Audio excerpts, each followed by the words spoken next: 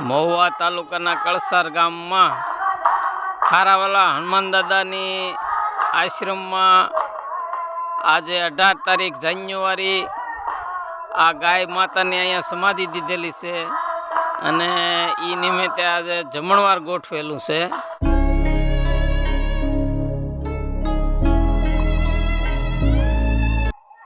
જય ખારાવાલા હનુમાન દાદા।